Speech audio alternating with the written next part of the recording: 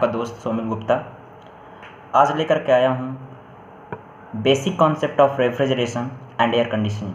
तो फंडामेंटल जानने के बाद कोई भी चीज़ बहुत ही इजी हो जाती है। तो उसी को मैं समझाने के लिए वीडियो लेकर के आया हूँ। तो हमारा मेन काम रेफ्रिजरेशन और एयर कंडीशनिंग में क्या है कि टेम्परेचर को डाउन करना है। मतलब अगर हम लोग टेम्परेचर डाउन कर रहे हैं तो वो प्रोसेस कैसे हो रहा है, उसका फंडामेंटल क्या है, हम लोग यही जानेंगे इस वीडियो में। तो लेट से हमारे रूम का टेम्परेचर है 30 डिग्री सेल्सियस, या सराउंडिंग का टेम्परेचर या कहीं का भी मान सकते हैं हम लोग कि 30 डिग्री सेल्सियस है, और हम लोग उसको ड्रॉप करके 0 डिग्री सेल्सियस या -10 डिग्री सेल्सियस तक ले जाना है। तो हम लोग करते कैसे हैं, बेसिक कॉन्सेप्ट्स क्या है। तो हम लोग देखते हैं फर्स्ट लॉ ऑफ थर्मोडायनेमिक्स के अकॉर्डिंग कि Q equal to W plus U। Okay, Q क्या है, यहाँ पे हीट है, और W हमारा है work done, and U is the delta U is the change in internal energy. तो दोस्तों अगर हम लोग टेम्परेचर ड्रॉप करना है अगर हमको, तो हम क्या करें, या तो हम लोग हीट निकाल लें। इसके दो प्रोसेस हो सकते हैं, या तो हम लोग हीट निकाल लें। अगर हम लोग हीट एक्सट्रैक्ट करेंगे तो हमारा डेल्टा U अपने आप कम होगा। डेल्टा U मतलब टेम्परेचर ड्रॉप होगा, क्योंकि U is the only function of temperature. तो U हमारा अपने आप कम होगा।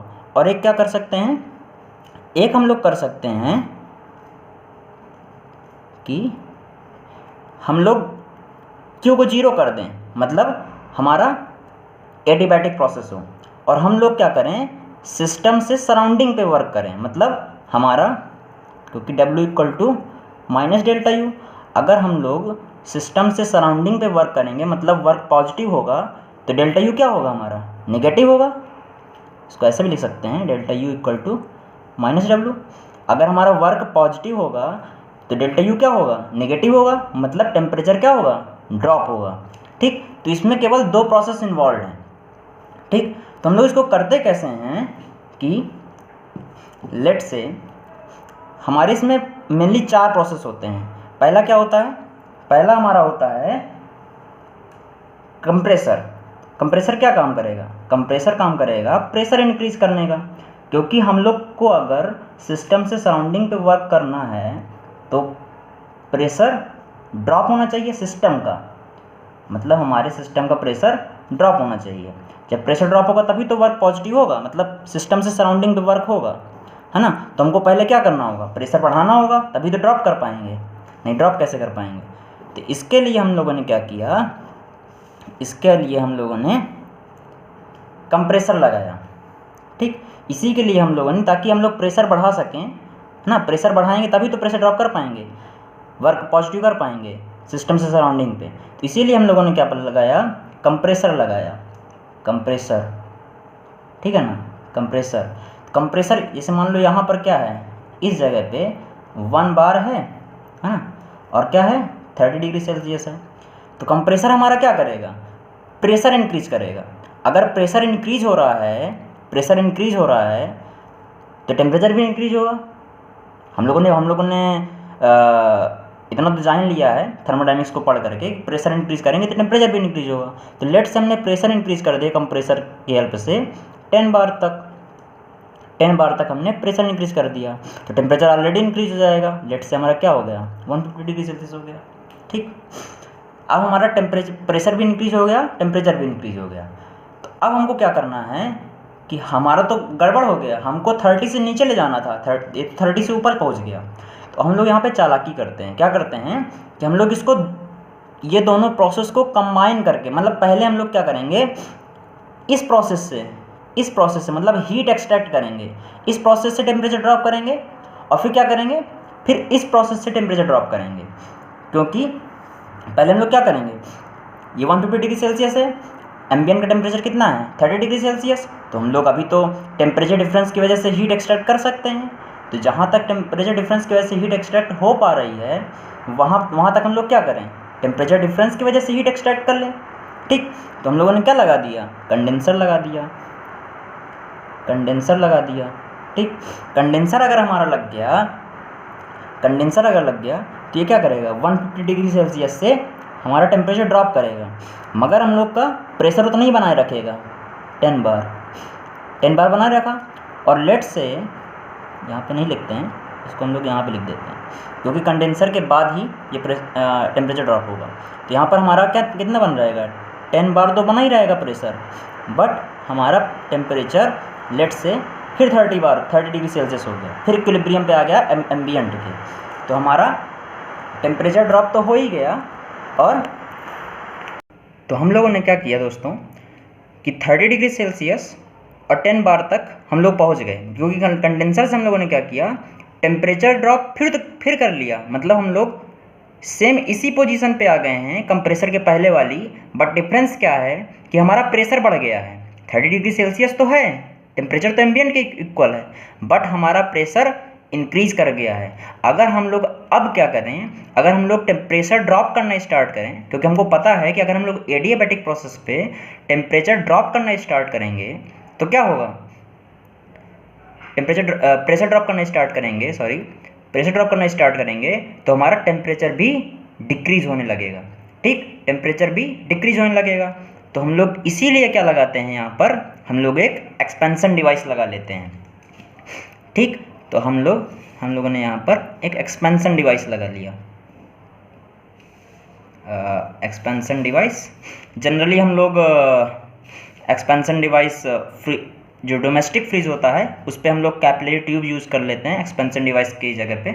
वो भी प्रेशर ड्रॉप ही करता है, उसका कॉन्सेप्ट मैं बाद में बता दूंगा। इसने क्या किया, कंडेंसर के बाद क्या होगा, 10 बार 30 डिग्री सेल्सियस हमको मिल गया था। अब अगर हम लोग प्रेशर ड्रॉप करना स्टार्ट करें, ठीक, प्रेशर ड्रॉप करना स्टार्ट करें तो हमारा टेम्परेचर अब 30 डिग्री सेल्सियस से कम होना स्टार्ट होगा। मतलब हम लोग क्या करेंगे, अब हम लोग एक्सपेंशन कर देंगे, एक्सपेंशन डिवाइस लगा देंगे। ठीक, तो ये क्या करेगा, एक्सपेंड करेगा, एक्सपेंशन करेगा मतलब प्रेशर ड्रॉप करेगा। तो प्रेशर ड्रॉप जैसे जैसे होगा टेम्परेचर ड्रॉप भी उसी के अकॉर्डिंग होता जाएगा। तो हम लोग लेट से हमारा प्रेशर लेट से फिर से आ गया, हमारा 1 बार पे आ गया। अगर 1 बार पे प्रेशर आ गया, ठीक, तो टेम्परेचर भी ड्रॉप हो गया होगा। तो लेट से ये पहुंच जाएगा कहाँ पे, -10 डिग्री सेल्सियस। तो हमको चाहिए क्या था, हमको चाहिए था कि हमारा टेम्परेचर कम हो जाए, मतलब 30 डिग्री सेल्सियस से भी ड्रॉप हो जाए, मतलब -10 डिग्री सेल्सियस पहुंच जाए लेट से।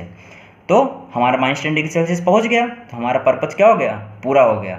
ठीक, तो अब हम लोग इसको कहाँ सप्लाई कर देंगे, फ्रिज के अंदर या रूम के अंदर जहाँ भी हमको सप्लाई करना है। ठीक, तो वहाँ पर हम लोग इसको सप्लाई कर देंगे, वहाँ पर इसको सप्लाई कर देंगे। तो वहाँ पे सप्लाई करेंगे तो ये जो अंदर की हीट होगी, ठीक है ना, रूम के अंदर की या फ्रीज के अंदर की, वो क्या करेगा, ये वाला फ्लूइड लेता जाएगा, ये वाला फ्लूइड लेता जाएगा। ठीक, तो जब ये वाला फ्लूइड इससे हीट लेगा तो वो इवेपोरेट होने लगेगा। ठीक, तो इसीलिए हम लोग इसका नाम रख देते हैं इवेपोरेटर। ठीक, इवेपोरेटर। ठीक, इसीलिए हम लोगों ने इसका नाम इवेपोरेटर रख दिया। अब हम लोग का पर्पस पूरा हो गया, जो रेफ्रिजरेंट था या फ्लूइड था उसको हम लोग फिर से सप्लाई कर देंगे, क्योंकि हमारा टेम्परेचर अब यहाँ पर बढ़ गया होगा। तो हमारा टेम्परेचर अगर बढ़ गया है तो इसको क्या करेंगे, फिर सप्लाई कर देंगे कंप्रेसर में। तो ये प्रोसेस अगेन एंड अगेन चलता रहेगा। तो समझ में आया होगा आपको। फिर से एक बार बता देता हूँ, हमारा बेसिक पर्पज़ क्या है कि 1 बार 30 डिग्री सेल्सियस का जो हमारे पास रेफ्रिजरेंट है या फ्लूइड है उसका हम लोग को टेम्परेचर ड्रॉप करना है। ठीक, उसका हम लोग को टेम्परेचर ड्रॉप करना है। ठीक, तो हमको लेट से -10 डिग्री सेल्सियस में पहुंचाना है। ठीक, तो क्या करेंगे, 2 प्रोसेस थे, एक तो हीट निकाल लो, या तो फिर हम लोग एडियाबैटिक प्रोसेस में वर्क एक्सट्रैक्ट कर लें। वर्क एक्सट्रैक्ट करेंगे तो हमारा यू क्या होगा, इंटरनल एनर्जी कम होती जाएगी, मतलब टेम्परेचर कम होता जाएगा। तो हम लोग इसमें क्या करेंगे, पहले कंप्रेसर से प्रेशर बढ़ाएंगे। तो प्रेशर जब बढ़ाया हम लोगों ने तो टेम्परेचर भी उसी के अकॉर्डिंग बढ़ गया। ठीक, प्रेशर बढ़ गया, टेम्परेचर भी बढ़ गया। तो हमारा अब हमें यहाँ पर टेम्परेचर तो बढ़ गया है, तो टेम्परेचर हमको क्या करना था, कम करना था। तो हम लोग यहाँ पर पहले हीट ट्रांसफ़र से, मतलब इस प्रोसेस से, ठीक, हीट ट्रांसफ़र से हम लोग पहले टेम्परेचर कम करेंगे। तो हम लोग 10 बार 30 डिग्री सेल्सियस तक आ गए। अब अगर हम लोग टेम्परेचर से एक बार टेम्परेचर गिरा लिया, मतलब हीट एक्सचेंजर से हीट एक्सचेंज करके हम लोगों ने एक बार तो टेम्परेचर गिरा लिया, बट अभी भी हम लोग 30 डिग्री सेल्सियस पर ही हैं, मतलब सेम पोजीशन पर ही हैं, बट प्रेशर का डिफरेंस है। तो हम लोग अगर प्रेशर ड्रॉप करना स्टार्ट करेंगे तो फिर हमारा टेम्परेचर गिरेगा। तो वही हम लोगों ने एक्सपेंशन डिवाइस लगा दी, तो प्रेशर गिरा तो टेम्परेचर भी गिर गया। इसके बाद हम लोगों ने रूम के अंदर या फ्रिज के अंदर सप्लाई कर दी। तो यही प्रोसेस होता है। बेसिक कॉन्सेप्ट इसका यही है। आप कहीं पर भी जाएंगे, कंपाउंड रेफ्रिजरेशन होगा तो उसमें दो कंप्रेसर लगा देगा, क्योंकि उसमें क्या है, प्रेशर ज़्यादा बढ़ाना है। प्रेशर जितना बढ़ाओगे उतना ज़्यादा तुम लोग प्रेशर ड्रॉप कर सकते हो, मतलब उतना ज़्यादा टेम्परेचर गिरा सकते हो। तो जहाँ पर डीप चिलिंग करना होगा, ठीक, मतलब ज़्यादा ठंडा करना होगा, वहाँ पर हम लोग ज़्यादा प्रेशर बढ़ाएंगे, तो वहाँ पर कंपाउंडिंग होती है वहाँ पे कंप्रेसर्स की। तो बेसिक कॉन्सेप्ट ये है। और हम लोग जो डोमेस्टिक फ्रिजेज हैं वहाँ पर एक्सपेंशन डिवाइस के लिए हम लोग कैपिलरी ट्यूब लगा लेते हैं। तो कैपिलरी ट्यूब क्यों लगाते हैं ये भी समझ लीजिए।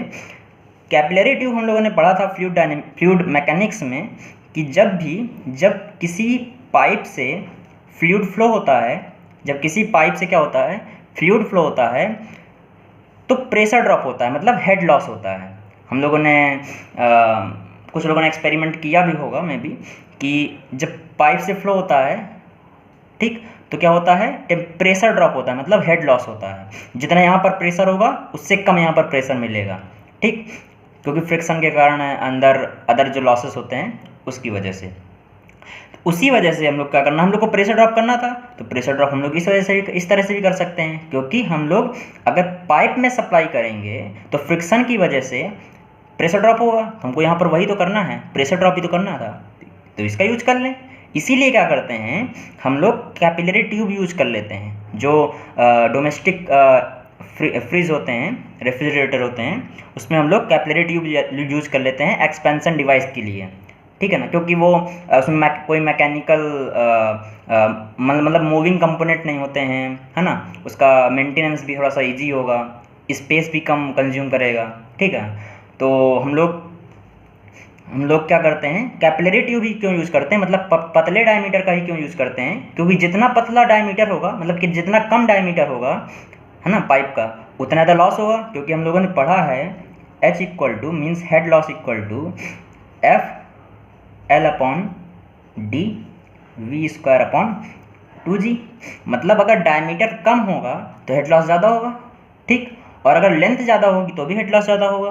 तो इसीलिए हम लोग 5 से 6 मीटर का, है ना, 5 to 6 मीटर की कैपिलरी ट्यूब लेते हैं, और उसका जनरल डायमीटर जो होता है 0.5 mm टू 2.5 mm तक होता है, ठीक है ना, 2.5 mm तक होता है, मतलब बहुत कम डायमीटर का होता है।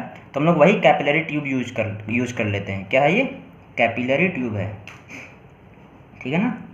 तो बेसिक कॉन्सेप्ट रेफ्रिजरेशन का यही है।